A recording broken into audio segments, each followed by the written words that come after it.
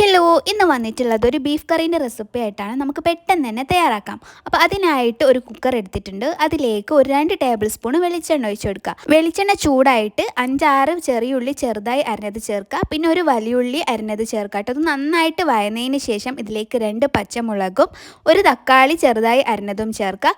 പിന്നെ ഒരു ടീസ്പൂൺ ഇഞ്ചി വെളുത്തുള്ളി പേസ്റ്റും ചേർത്ത് നന്നായിട്ട് വഴറ്റിയെടുക്കുക. ഇഞ്ചി വെളുത്തുള്ളിൻ്റെ മണക്ക് പോയതിന് ശേഷം പൊടികൾ ചേർക്കാം. 1 ടീസ്പൂണ് മഞ്ഞൾപ്പൊടി, 1 ടേബിൾ സ്പൂൺ മുളക് പൊടിയും 2 ടേബിൾ സ്പൂൺ മല്ലിപ്പൊടിയും ചേർക്കുക.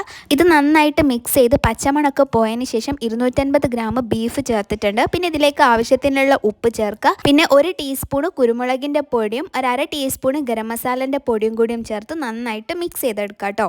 എന്നിട്ട് ഇതിലേക്ക് ആവശ്യത്തിനുള്ള വെള്ളം ചേർക്കുക കേട്ടോ. ഇതിൻ്റെ മുകളിൽ വരത്തക്ക രീതിയിൽ വെള്ളം ചേർത്താൽ മതി. എന്നിട്ട് കുക്കർ അടച്ച് വെച്ചിട്ട് നമുക്ക് വേവിച്ചെടുക്കാം കേട്ടോ. ഓരോ ബീഫിനും ഓരോ വേവായിരിക്കും. ഇത് അത്യാവശ്യം വേവുള്ളതായിരുന്നു, അപ്പോൾ കുറച്ച് അധികം ഞാൻ വേവിച്ചിട്ടുണ്ട് കേട്ടോ.